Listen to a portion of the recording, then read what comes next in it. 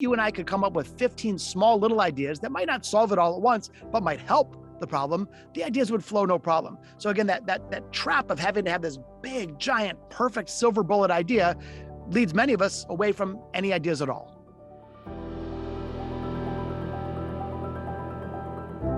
Josh, welcome to the show. Thanks. Great to be with you. Whether it's entrepreneurs or individuals, a lot of times people, whether they're in the shower, I know for me, it's when I'm on a plane and you have that quiet time, we get these giant ideas, like I want to build this company or I want to do that. And then all of a sudden we get off the plane, we get out of the shower, we dry off and poof, it's gone, or our mind just says it's too big. One of the cool things, about what you do is you help people break down those big ideas into small, little bite-sized pieces. I guess you call it big, little breakthroughs. This is very important because, me personally, I have this problem. I'm a dreamer, visionary. So I often get these ideas and I sometimes don't know how to break them down into actionable steps to have the team then articulate what this is I'm trying to do. How do you help the average person do this? Well, it's a great question. There's a lot to unpack there, actually. The first thing is that the average person is creative. That's a fundamental thing that the research bears out, that not everybody thinks. They might think that 1 out of 1,000 are creative and the rest of us are not. The truth is that all human beings have huge reservoirs of dormant creative capacity. It's our natural state. We're like hardwired to be creative. And if we can do a couple things, it's like a skill that you can learn and develop and bring to the surface. It really creates terrific outcomes. That being said, so I've been fascinated with human creativity now for 40 years. From the perspective of a jazz musician and an entrepreneur and a venture capital investor and an author. And so I've really studied it. I've interviewed hundreds of interviews, academic research, really trying to, to pick apart what are the mindsets and habits and tactics of the most innovative people? How do they think and act? And can we develop and build creative capacity? What I discovered is that the problem you raise is exactly right. You have this idea like, oh, it's so big, but then it feels too risky and it's overwhelming. And so when the stakes are so high, you gravitate to the status quo and just don't do anything. The new book I wrote, which we were just chatting about, Big Little Breakthroughs, How Small Everyday Innovations Drive Oversized Results, flips that concept upside down. Instead of what we've been taught, which is swing for the fences, wildly risky moonshots, it's around cultivating small daily acts of creativity, little micro innovations. And the cool thing about micro innovations is they're less risky, they're way more accessible to more people. Little wins add up to big wins, and you're building critical skills at the same time. So I just look at it as a way more pragmatic approach to bringing ideas to the surface. And the last thing I'll just say quickly on this is that, too often we have that silver bullet trap.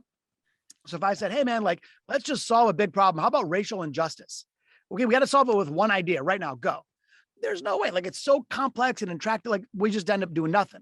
But if I said, hey, in the next 10 minutes, I bet you and I could come up with 15 small little ideas that might not solve it all at once, but might help the problem, the ideas would flow no problem. So again, that trap of having to have this big, giant, perfect silver bullet idea leads many of us away from any ideas at all. But so many people, especially today, Josh, I'm sure you see this. It's so easy to just conform to what other people want you to believe, want you to think like, want you to do. And a lot of the conforming that we do is conforming to our close circle, our friends, our family, our peers. And a lot of times they want to tell us, oh, don't do that. That's risky. Oh, don't do that. That's silly. Why can't you just be content? Why can't you just be happy? To me, and I've had to develop this and create that habit, which I know you talk about a lot, to saying, you know what? These are my dreams, my goals, my big, ideas. How do we beat that? How do we get through that in life? Because it is very prevalent today. It's a great point. There's a few thoughts on that. First of all, if people might even be well-intentioned trying to steer you away, it doesn't necessarily mean that they suffered, so you should suffer too. They're worried or concerned about you. That's a lovely thing. But you're right. We all have the ability to take agency and be the architect of our own lives and businesses and families and communities. Why would we want to, relegate that power to somebody else? Let them make the decisions for us. And when you really think about those that make history, it's the people that broke the rules rather than followed them. That being said, it doesn't have to be this all or nothing deal. It doesn't have to be like, oh, I have a dream, so therefore I'm going to quit my job and put my family in jeopardy and do this big, crazy, risky thing. Back to this notion of small, little daily acts of creativity. That's the on-ramp. That's a much easier, more practical approach. So if you have this dream of like starting a company, it doesn't mean you need to, quit everything and burn the bridges. Maybe you start doing it nights and weekends. And the best time to actually take the full-time plunge is maybe when you run out of sick days.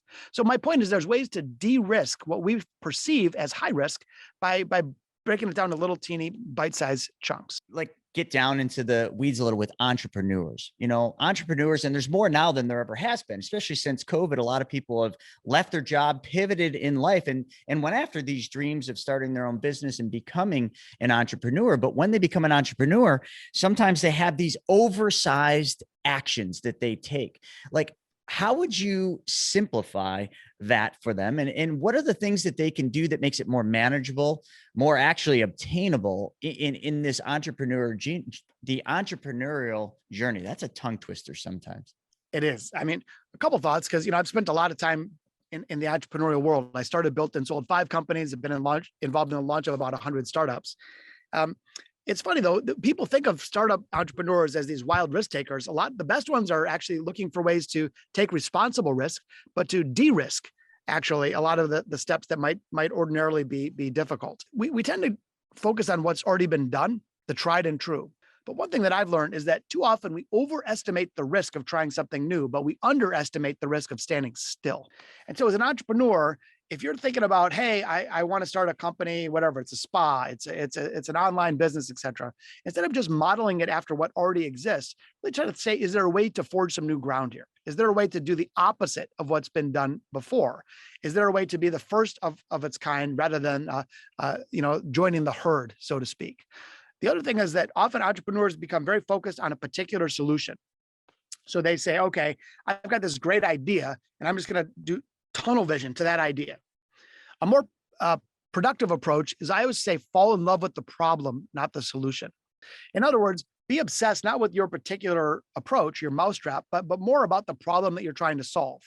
And be willing to study that problem and sort of bathe in it, look at it from all different angles and lenses, and be willing to let go of one solution very quickly in favor of a better solution by just falling in love. The more committed you are to the problem that you're solving, the more success you will likely enjoy. One of the biggest gifts that we've been given is the ability to go out and solve other people's problems.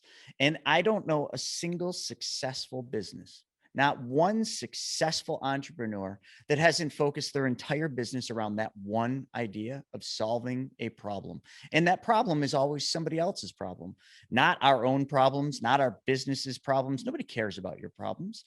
I don't care whether it's Elon Musk or Steve Jobs, the late Steve Jobs. They focused everything on solving a common everyday problem for people.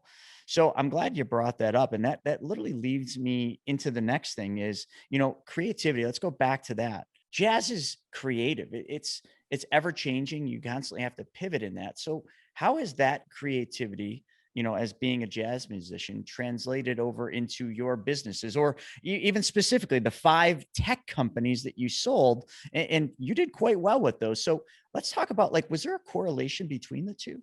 Yeah, actually studying jazz music was the best business training I've ever received. And there's a lot of overlap because, in today's business environment, I like to say it's no longer being a classical musician, just playing the notes as they're written on the page, because the world is moving too quickly and it's too complex and too competitive. You have to play at your best, even though there aren't all the notes there. So you have to improvise and create in real time. But when you study jazz musicians, it's not so much that jazz musicians are born extra creative. It's more that the frameworks and the cultural attributes of a jazz combo support creative risk taking. So in jazz, what happens is you're making stuff up as you go. It's kind of like a conversation. If you and I got together for 7 nights in a row, we would have a different conversation every night because we're kind of riffing off of one another. That's basically what jazz is. It's a live conversation among musicians and also, of course, with the audience. And so what happens in jazz that's a great lesson for us all is a lot of times there's a co-creation that happens. In other words, I might come up with a little idea on guitar. Let's say it's not even very good. But then you're playing bass and you hear it. And you're like, oh, I could build on that idea. And then the drummer hears a certain rhythm that you did and picks up on the cymbal. And then all it goes around in a circle until the sax player rips a killer solo to the delight of the crowd. We'd say, well, who invented that idea? Really, we all did. It was the idea that led to the idea that led to another idea that became the idea. And so rather than thinking of creativity as this isolated sport where you have to lock yourself up in a log cabin, it's the collaborative nature of jazz to me that's really cool. The other thing is that when you play jazz, the cultural attributes encourage responsible risk taking and shun conformity. In other Love words, it. if I went out there on a gig and I just played it safe, I'd get laughed off the stage. But if I take a risk, and let's say I play a terrible note, I play a clunker, I just play it twice more and call it art. Everything's cool. And I really think that that's something to be said about our businesses. You know, if we're so afraid, if we're so cautious, if we're so anti-mistake, then we're going to be anti-progress and anti-innovation and anti-growth. So it's really the ability to take some responsible risks, learn from those mistakes, course correct quickly, improvise in real time. That's to me what modern business is all about. And that's exactly what jazz music is all about. Oh man, bravo. My hands are together. And, you know, as you're saying that, I'm thinking, you know, and I'm not a musician, but I love music. And I'm thinking to, you know, the Queen, the band Queen, you know, they were creators. And I'll never forget, you know, we will rock you. And if you recall, like I saw it in the movie, you know, where they're sitting there and they're like, I want to do something that involves the audience. It really isn't something that's been done. And they, you know, they just start stamping their feet and they're like, yeah, then the audience can just stamp their feet in the crowd or in the bleachers. And then we'll play the tune and we'll have them sing it. You just almost said the exact same thing for jazz. You know, you go out there and if you just do the norm, you get booed off the stage. But if you do that thing that's different, that just stimulates that creativity, but not just in you, like it was created for you, but then you involve them. Look at the impact that has, and look at the impact it had for Queen. And then how many other bands, and I don't even know, have now kind of done that where they've involved the audience in how they actually sing their songs. I think that's fantastic. So I'm glad I think as you're building an entrepreneurial company, you want your team, you don't want it to be like you're the CEO, the creative person, and everybody else just follows the rules. Ideally, you want to create an environment where everybody gets to create the masterpiece together. And that's to me the answer to winning teams, especially winning entrepreneurial teams. Yeah. It brings me to another thing. I read a lot of books, as I'm sure you do, because you've written several books. Let me just mention them. The Disciplined Dreaming, that one I got to read. And then The Road to Reinvention. So in those books, you have principles you teach. And a lot of what you've been talking about is it resonates with the book, The Blue Ocean Strategy, you know, and going out there and, you know, business is actually creating the blue ocean. And what that basically essentially means, if you haven't read the book, is there's the red ocean where all the competition is, which is easy to go to because it's tried, it's tested. Everybody's there. Oh my gosh, you know, let's do this. And every other company is already doing that, but they're successful doing it. So you think, oh, well, let's just do that. Let's be another cog in that wheel. That might work. But then you got, you know, the companies that created the blue ocean, you know, whether it's Facebook or whether it's, you know, Apple computers or whether it's Elon with Tesla and SpaceX. Like they went out there to no man's land and they created this unknown, untouched blue ocean. And because they created the blue ocean, everybody else, when they saw that it was going to work, had to chase them, but they were so far ahead in business. So for entrepreneurs and just individuals out there, like, how do they think like that? We're back to big little breakthroughs, but now we're talking about it in the sense of creating that blue ocean. Well, the first thing, if you're looking for a blue ocean, is sort of taking inventory. So again, back to first of all, start with the problem. What's the customer problem you're trying to solve? And then say, how does everybody else solve it? What does the conventional wisdom suggest? What's the herd doing? And then I like to use a technique which I call the judo flip. The judo flip. Take a look at what everyone else is doing and just ask the simple question. What's the polar opposite? What if you did it completely opposite of everybody else? If everybody else is online, maybe you go back to bricks and mortar. If everybody else is really cheap, maybe you're the most expensive solution. But the idea is confronting existing norms and challenging yourself to go completely other direction. So that's a good way to identify blue ocean strategies. Then the question is, how do you de-risk it? And there actually is a really simple way to de-risk it. Most of us miss a critical step. Most of us think idea, step one, and then roll it out globally and bet everything is step two. Risky, don't do that. The middle step, which is missing too often, is experimentation. So in other words, let's say you come up with some crazy idea and it's blue ocean. You're like, it could work, but it also could fail miserably. Instead of taking your life savings and going after it, you got to find a way to test it. So that middle step of testing or experimentation, I try to say, how fast and cheap can you test an idea? What's the most crude, low fidelity, duct tape and paperclip way you can test it?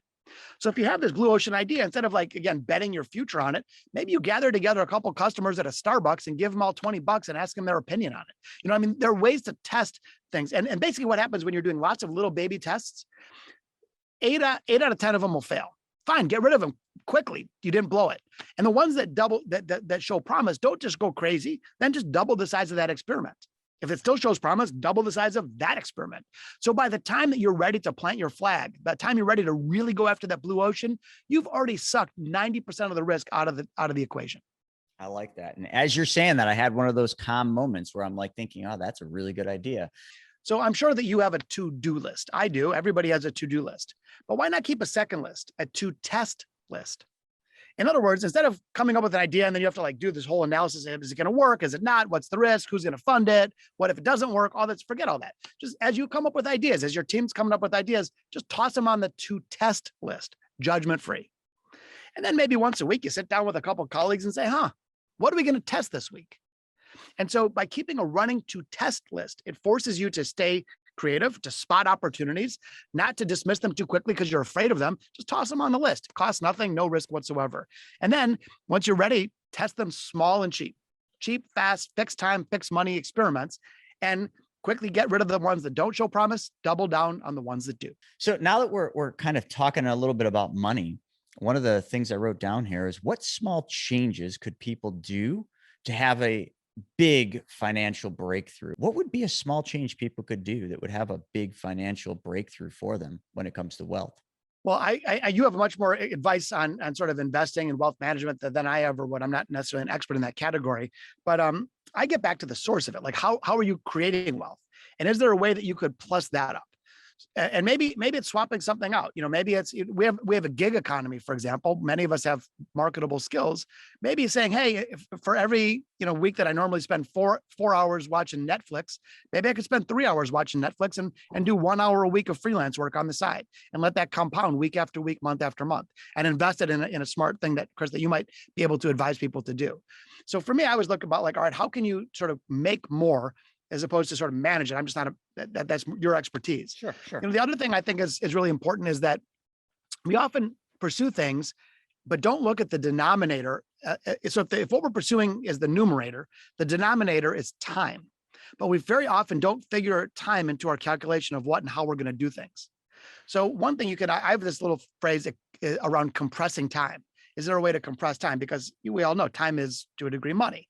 And so in other words, if you can find a way to do something in 3 steps instead of 8 steps, you've compressed time. If you can figure out a way to save 2 minutes here, 13 minutes there, 47 seconds there, and cultivate that over time, before long, you've now carved out 2, 3, 4 hours a week extra that you can then reinvest that time to create more wealth. So another strategy is, in addition to just working more, is to work the same, but find ways to become more efficient with your time. And of course, that can unlock great wealthy opportunities. Myself and everybody else. I mean, there's a lot of things we do during the day of wasting time. These cell phones have really helped us do that. And, that time wasting that we do also compounds the inefficiencies in us going out there and doing and achieving the things we want, or creating the destinies or the futures that we want to be living in. And you just mentioned in there. So, I wasn't looking for a specific thing like, oh, hey, invest in this. Absolutely not. I was really just looking for the breakdown of exactly how you did that. Because one of the things I find is, we deal with a lot of different people. Some people, well, many people are living paycheck to paycheck. They go out there, they trade hours for dollars, they make money, they come back, and after they spend it all or give it all away, they have nothing left. And, when we ask them, hey, what are you doing to save? I'm not saving, I'm living paycheck to paycheck, almost like, there's no hope for me. But you just mentioned right there, like, sure, there's hope for you. Instead of watching 3 hours of Netflix, watch 2, take an hour and go do something. Like literally go to your garage with your phone, go to Facebook Marketplace and snap some photos. You probably just made $100. Now, I don't need to sell stuff on Facebook Marketplace, but you also talk a lot about daily habits. When I was younger, all the way up, I never had money. I grew up in a lower income family, and, we had yard sales and garage sales and all sorts of stuff. Well, that never left me because I got used to seeing my mom do it. I created those habits. Today, I literally constantly, I'm just trained to think this way. We'll look around and be like, oh, we don't need that lamp anymore. What's this stupid thing sitting down in the garage? And I snap a photo of it and I put it on Marketplace. $5, $10. For me, it's just a habit. It has nothing to do with the monetary thing, but for people that we're talking about living paycheck to paycheck, it has everything to do with their livelihood. Because if people aren't saving at least 10% or 1/10 of their income, how can they ever reach their financial goals? They can't. But they want to blame everything and everybody else for this paycheck to paycheck living where, oh, I can't do that.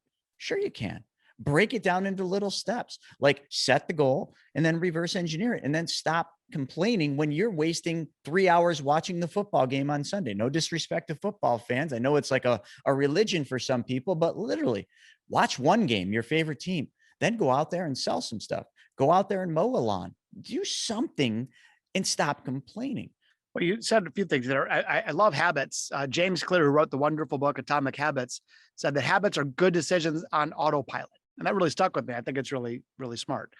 But, one habit would be taking some time. It's funny. Most of us spend our days and weeks and months and years being heads down.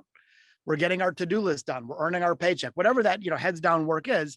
But when you're heads down, you don't notice the world around you. You're not innovating. You're just doing the job. So I always encourage people to schedule a little bit of time to be heads up. Maybe you do 1 hour a week and do a 30-day experiment. Again, fixed time, fixed money experiment. So I say, I'm going to take 1 hour a week, schedule it like an important meeting that can't be moved, and use that time to be heads up. And in that hour, you're not getting something done off your to-do list. You're thinking about the possibilities and imagining new approaches, and you're reevaluating your approach and getting really close to your vision and goals and dreams and such. So that heads up time can be really powerful. It's funny, I've issued that challenge to people around the world. And the first thing I hear is that they have a 0% drop in productivity. In other words, somehow magically the work gets smushed into the rest of the 39 hours and no one misses a beat. And the other thing I hear is that the first week, it feels really frivolous. Like, oh man, I'm not being productive. It's like you're cheating on your spouse. But by the last week of the 30-day test, people say it's the most productive hour I've spent in years. So I really do encourage people, look, there's a time to be heads down, nothing wrong with that, but there's also a time to be heads up. And when we give ourselves that incredible gift, that gives us a chance to, again, really explore what's possible and really push our creative boundaries to the next level. And we might just land on the one thing that we've been craving that takes our business and our lives to the whole next level. I interview very successful people like yourself on a regular basis, people that are worth hundreds of millions and billionaires. And every one of them are still out there striving to do more, work more, be more. And a lot of people would look at, someone like yourself and say, why do you even work? You don't have to, you don't need the money. Like, why don't you just go travel on a yacht and go to, whatever, Fiji or wherever you want to be? But there's something that I've found in all successful people, and it is they don't stop. What is it that drives you? I know you're a family man. You have 4 children, and, pizza is something we're going to talk about in a little bit, because you're over in Detroit. I'm just across the pond here in Buffalo, New York. Both areas are heavy pizza. So I love pizza. You love pizza, but you don't work for the ability to afford a pizza. You don't work for the ability to do the things. Like, why is it you keep pushing as hard, writing new books and coming up with all this stuff? I'm so glad you asked that question. Thank you for bringing that to the surface, not just for me, but for other people. The one mindset is, you said earlier, you trade your soul or your hours for money. And then you're only caring about the byproduct, which is to be able to live off the money that you earn or whatever. And obviously we need to do that. We need to provide for our basic needs. But I find that the most successful people are not driven by money, actually. So like, I don't work more because I'm like, oh, how can I earn more dollars? Most successful people are driven. They feel like they're contributing. There's a calling. There's a sense of purpose. If I was getting paid $0, I'd keep doing what I'm doing. It's not about money. To me, it's about making impact. And I know it sounds like a postcard, but really, I mean it from the heart. I love writing. I love sharing ideas. If someone listening today takes one little thing and it makes their lives better, how freaking awesome is that? And what I found is that when people focus on money, they rarely get it. Absolutely. When they focus on doing great things and impacting others and making the world a better place and reaching their full potential and chasing championships and things, the money comes as a byproduct. So money follows, it doesn't lead. And again, the most successful people are not necessarily just driven. Like, I'm sure there are some, but like, I don't wake up every day saying, oh man, let me look at my numbers. How can I get more money, money, money? I wake up thinking impact, impact, impact. How can I express my creativity? How can I leave a legacy? And when you think like that, it's a different mindset. ironically and counterintuitively, you get way more money than if you were focusing on the money in the first place. I really kind of myself just wanted to know because I hear this all the time. And, I think the audience listening to this really needs to hone in on this one thing, no matter where you're at. If you're listening to this, no matter where you're at financially or in your career, you might be wildly successful, or you might be that person living paycheck to paycheck. The one thing that you have to take out of what Josh just said is it's truly a universal law. Some people say it's a spiritual universal law, but it's just a law, just like gravity. You don't go to the top of a highest building in your town and jump off and think you can bend gravity. You're going to be a pancake. That's how laws work. They can't be bent. And what he just mentioned is when you chase money, money runs from you. But when you actually solve problems and you go out there and you give, because that's all solving problems are. And when you solve problems and when you give, too many people have been trained to think, oh, well, I don't have any money to give. You don't have to give money. Like, Josh, you write books. You're doing this interview today. And I remember when I asked you, is there anything you want me to push? You're like, nope, I'm just here to give. Like that giving is a universal law. And if you focus your heart, your soul, and everything you're about to giving, and giving for the right purposes of helping other people solve a problem. And that problem could just be make them laugh. The world has no other choice, because it's a law, than to give back. But if you give with the intent to get back, the opposite thing happens. You have to give unconditionally, and therefore everything flows your way. I've heard this too many times to ignore it, thousands of times. And from some of the most successful people that don't need to work anymore, don't chase dollars anymore, but they still work harder than they've ever worked, but it's for a different cause. And then the only thing that happens is they get more and more successful. But forget about success in terms of the general money sense. That success I'm talking about is that inner peace, that inner freedom, that inner joy of just going out and doing something good for someone else. I don't know if there's anything you want to say on that, but it's just something that's so relieving. Someone calls us like, hey, can you help me with something? What can I do? I'm like, I don't keep score. Like the score, like life will keep score. You just give generously, don't keep score. But since we're getting philosophical, by the way, really enjoying our conversation, another thing that I think people can learn from, and this is a lesson I learned, years and years ago, most of us approach things, I would say, in a backwards manner. Here's what I mean. Most of us say, once I have something, that could be money, a car, a house, wife, kids, whatever. Once I have, then I can do the things I want to do. And then I can be the person I want to be. So it goes like have, do, be. And the truth is, and I'm sure you're sensing this, it's backwards. Mm-hmm. So really, it's more like, let's be who we want to be. Let's be the person of integrity and character and depth and substance, the person that we're proud of, that our grandkids would be proud of. Then you will be able to do the things that you want to do because you're doing it from an authentic place. You'll have the resources, and then you can have all the things you could ever imagine having. So instead of have, do, be, it goes be, do, have. I know it's like really ethereal and philosophical, but I'll tell you what, it's a pretty cool approach. And when I've seen people before they've hit success, we celebrate people when this guy's a billionaire, but when you know them before that, that's amazing. There's an entrepreneur we funded here in Detroit, beautiful guy named Greg Schwartz. And he came in and pitched me an idea. He was lovely and humble and smart, and he didn't have a lot of resources. And we funded his company, and it didn't work out the way we hoped originally, but he kept after it with grace and humility, and he pivoted and adapted. That company is now worth $3.8 billion. But the reason is because this guy was who he was going to be. Like, he was a beautiful, authentic, talented, smart, caring, generous. And that allowed him to do the things he wanted, which is build his company. And the have came at the end. And now he's got boatloads of cash. But it wasn't about the cash in the first place. It was about being authentic to what he wanted, his calling. Yeah. Most of my life, Josh, I did it backwards. I mean, I think all of us pretty much did, because that's just what we're brought up to believe. And doing it backwards, money and all the things I wanted and joy and happiness fled me. It just ran away from me. It was almost like I was constantly chasing the proverbial, goals. But then all of a sudden, I don't know what happened. I think somebody just said, who it was? It was Greg Reed. I was at his mastermind. I was at a very low point in my life. And, I said to him, I said, Greg, he knew my situation. I said, I really need the best advice you can give me, given where I'm at. He puts his hand on my shoulder, leans into me, and he says, I'm going to give you the best advice I can give everyone. And he said, give your best stuff away for free. At that time, I'll never forget it. I heard those words and I thought to myself, did you hear me, Greg? Did you even hear what I just asked you? because you just told me to give everything away for free. And how is that going to help me? Like, I need money. Like you gotta give me some advice to make money. But I took that so seriously that I literally came back to my, at that time, very small team. And I literally said, listen, all the stuff that we charge for, these digital courses, all the stuff that we're always trying to sell that's not working, I said, we're going to give it all away for free. We're literally going to give it to people that need it. And once we change that mental capacity, whatever you want to call it, that way of being to giving, everything started happening, and it happened very quickly. Everybody has those stories, but if people constantly go through life thinking that it's, you got to go out there and you got to make money before you can do things. You got to have the car before you can do this. You got to have the big house before you can, invite people over. Because yes, there's shallow people out there that care about those things. Those aren't people you want in your circle anyway.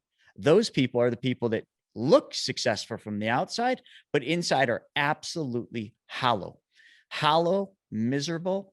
Every day they wake up with no purpose. But yeah, they got the Lamborghini in the driveway. They got the big fancy house, which will mean when the next downturn happens, they will probably be the next poor person because they're wrong. They're wired wrong. Folks, sometimes we just got to change these simple things. It's not this giant thing we need to do.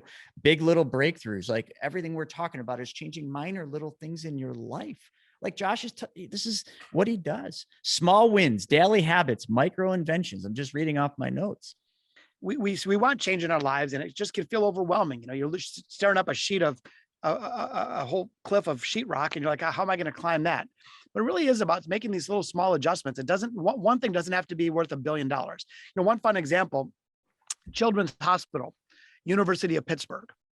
So you think about who are their customers, sick kids and their families. Well, the leaders of this hospital, they wanted to create a better experience for those kids. The obvious approach may be softer pillows, but instead they did a big little breakthrough. They said, let's get kind of creative here. They dressed up the window washers like superheroes. So now as the window cleaning company is like rappelling from the roof, cleaning the windows, they look like Batman and Superman and Spider-Man. And by the way, there was no productivity lost. There was a zero cost. The window cleaning company happily paid for the uniforms, but it was a game changer. Took the attention away from the medical care. Those kids looked forward to it for days. So you might say, okay, well, that didn't make $1 billion, right? But you know what? It made a difference. And so when we start thinking like that, like, okay, is there a little creative approach that I can take today, as opposed to like, what can I do to become the next NASDAQ billionaire? It's just a way cooler way to live, and it's rewarding intrinsically. And before long, all those external things add up. And I had a question here. What was the most profound example you've seen from the work you teach? And I got to tell you, like that, maybe you got a better one, but that right there resonates with me, because like the kids look forward to that one thing. They're just a window cleaning company, but because those employees dressed up, and the employees probably had a blast doing that. And you changed somebody's whole day by making them smile, and you gave them hope to look forward to the next week when the windows got cleaned. Man, that is profound, if you will. So as we kind of get to the end of this, I got one thing that I've been waiting to ask the whole time, and it comes back to pizza. You love greasy pizza. Like, what is it about greasy pizza and how did that all happen? Like everybody's got their own vices, I suppose. And I just have always been a pizza lover. Like to me, it's the perfect food. Like you can eat it in one hand. You can work while you're, eating with your pizza. It's portable. It's like you can have breakfast pizza. Like you can put anything. It's a blank artistic canvas of which you can build anything. And so I shouldn't eat as much pizza as I do, of course, but we all have our little things. But I will put in, by the way, I like every pizza, like Neapolitan, deep dish, thin, whatever. But I have to put in a plug for my hometown. Detroit style pizza is where it's at. So for those that don't know, it's square pizza. It's about half the thickness of a deep dish Chicago pizza. The cheese goes all the way to the edge and the sauce is on the top. And it's just the bomb. I mean, I encourage people to give it a shot. The sauce is on the top? I'd love to try that. I've never seen anything like that. But, Josh, this has been awesome. And I really appreciate your time and coming on and sharing your wisdom. And, for everybody listening, check out, he's got several books, but Big Little Breakthroughs has kind of been what we've been talking about. And Josh, you had a copy of that book. Can you just hold that up real quick for people if it's right there? Sure. I'm really proud of this one. I spent over 1,000 hours working on it. I interviewed CEOs, billionaires, celebrity entrepreneurs, Grammy award-winning musicians, and lots of ordinary people around the world. And I really said, how do we demystify the process of human creativity for normal people? How do we make everyday people become everyday innovators? And so the book is a fun read. There's lots of like fresh stories. There's no stories like Netflix or Google that you already know. It's all like unusual, fun stories. And I hope it's helpful for people. I will say that even if you don't want to buy the book, which is totally fine, check out biglittlebreakthroughs.com. There's a whole host of free resources. There's a quick start guide. There's a creativity assessment tool. There's downloadable worksheets. There's warm-up exercises, brainstorming techniques, all free. So if you want to get the book, awesome. If you don't, just check out biglittlebreakthroughs.com, because I think it's going to be a helpful resource as we all work to cultivate human creativity. Clearly, you had someone like Greg Reed put his hand on your shoulder and tell you the same thing, because you mentioned in there it's all free. And I love that. So again, thank you so much for joining us today. And everybody listening, I hope you all got some golden nuggets out of this that you can take out and apply it. But remember, it's not the knowledge you get that's important. It's the application of what you just heard.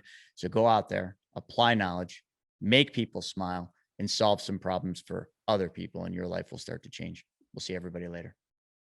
Make sure you smash, kind of like this, the thumbs up button, and make sure you subscribe to this channel for more amazing content. See you soon.